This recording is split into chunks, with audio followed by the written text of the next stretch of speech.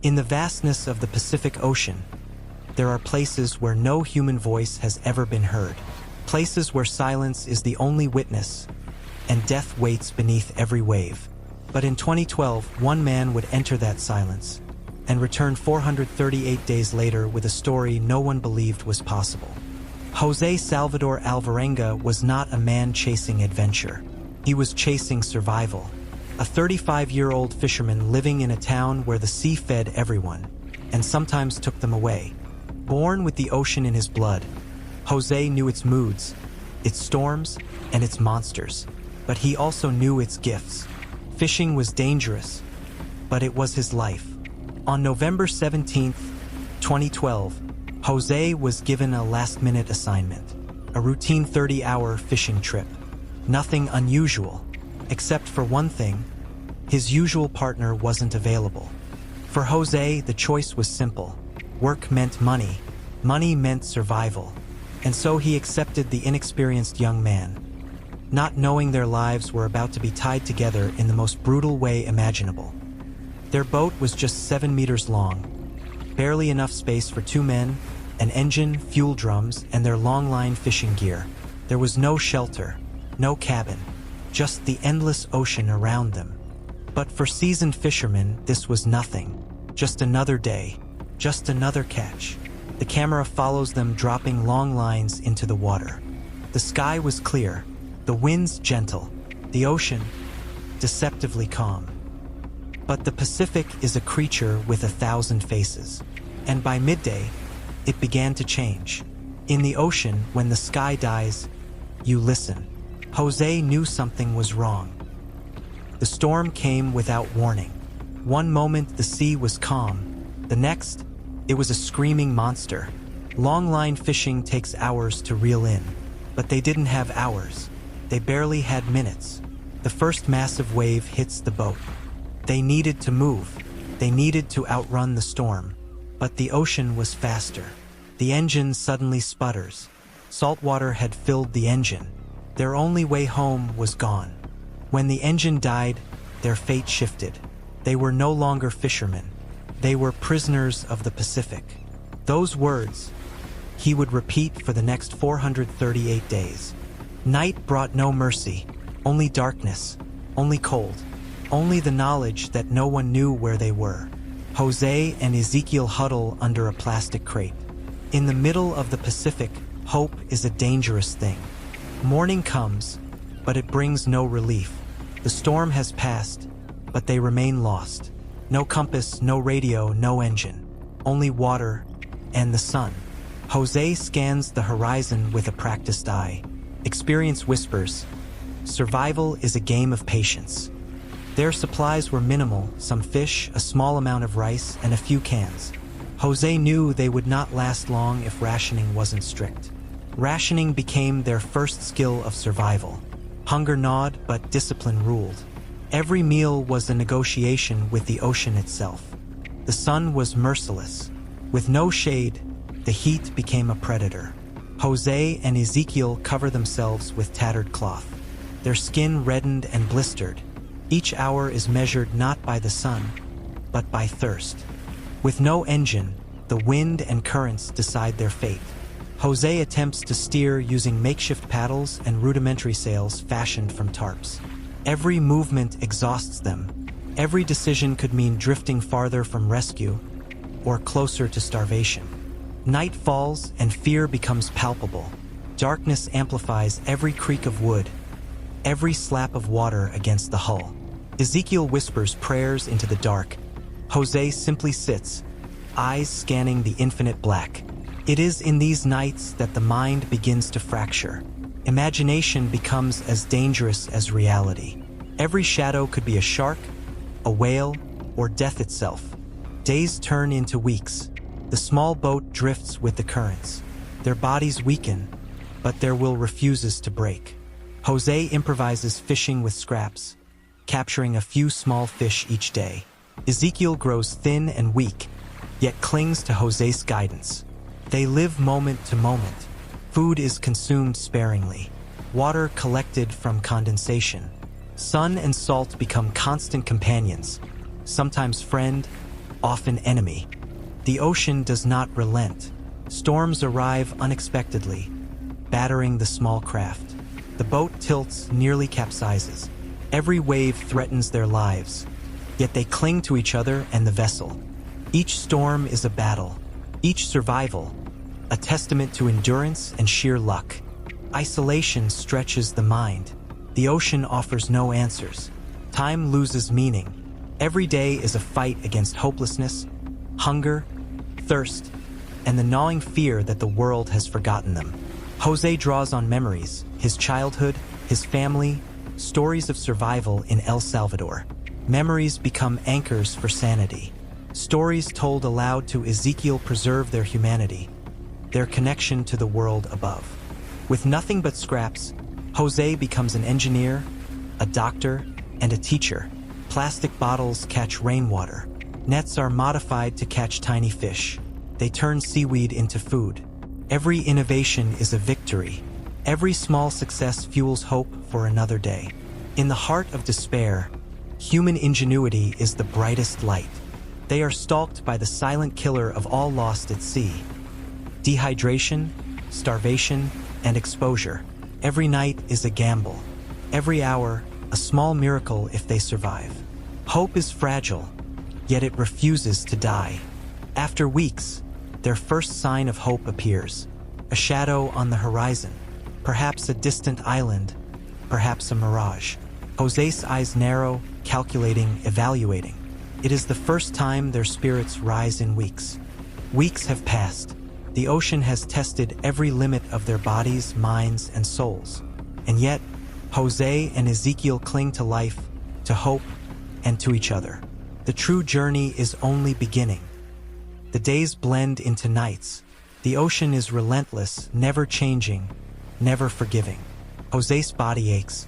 His skin is burned, cracked, and peeling. Ezekiel grows weaker, his movements slower, his spirit dimming. Yet José's determination is unwavering. Every day survived is a victory against despair. In a world without landmarks, without certainty, survival is measured in inches, not miles. José learns to work with the ocean, not against it. Currents, winds, and tides become his compass. He fashions nets from broken lines and scraps of cloth. He improvises hooks from bits of metal, baited with seaweed or small fish. Each fish is a triumph. Each drop of water, collected from condensation, a treasure. Isolation is the cruelest predator. Time loses meaning. Days and nights blur into one endless horizon. José and Ezekiel talk to themselves, to each other, to imaginary companions.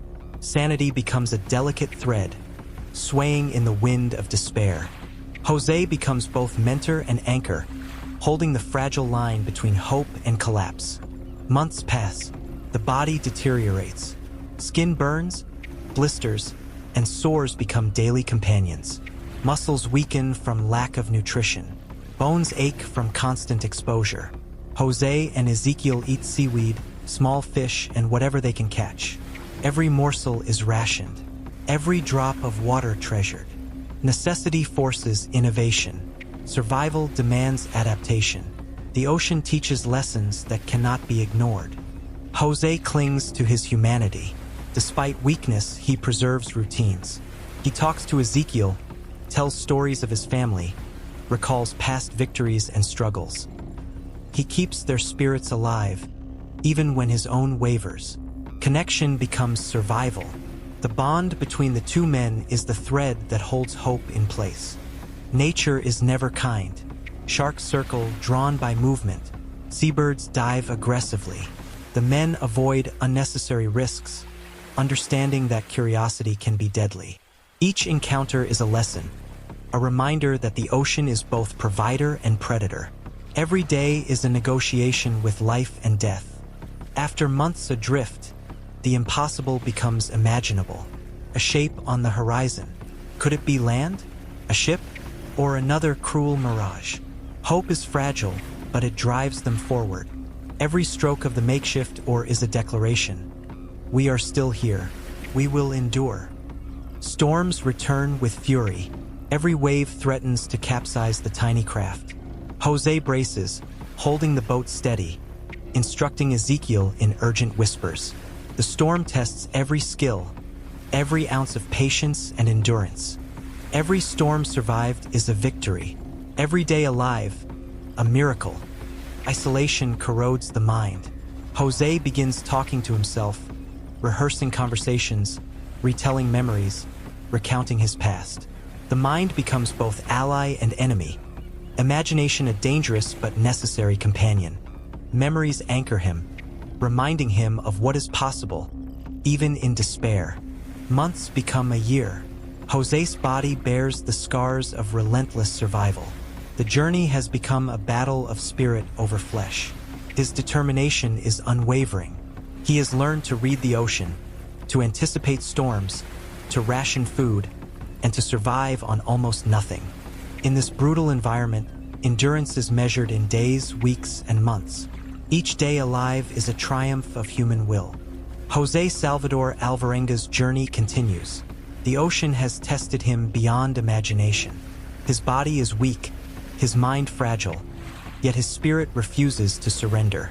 Weeks have turned into months. Months will turn into years. The ultimate test of endurance, survival, and hope is yet to be completed. As the second year begins, the sun becomes both enemy and guide. José's skin is blistered and peeling.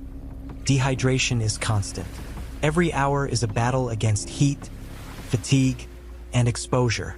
Water from condensation is rationed. Every sip is measured with precision. Survival demands ritual, discipline, and patience. José's mind is his most powerful tool. Every decision is critical, every movement purposeful. Food is almost gone. Small fish and seaweed form the bulk of the diet. José scavenges debris floating in the ocean, anything that could provide sustenance. Each catch is celebrated, each morsel treasured. Hunger is constant, gnawing at both body and mind. Even the smallest morsel can mean the difference between life and death. Isolation gnaws at the mind. José talks to himself, recounting memories of home, family, and life before the sea. Hallucinations begin. Shadows become shapes, voices echo in the wind. Yet his determination never falters. The mind, fragile as it is, becomes a source of both terror and strength. Mental resilience becomes as vital as physical endurance. Every day survived is a testament to human willpower. With each passing month, survival becomes instinctive.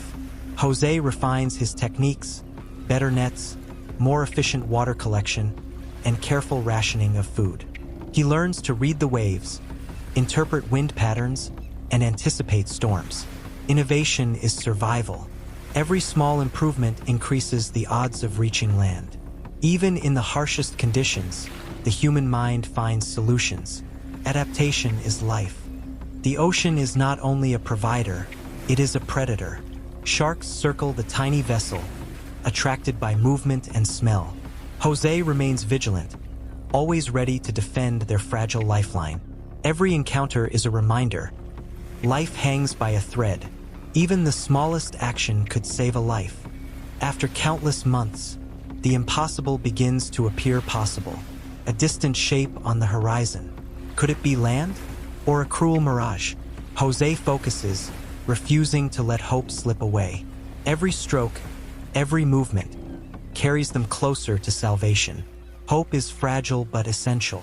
The human spirit thrives on the belief that survival is within reach. The ocean tests every skill, every ounce of strength.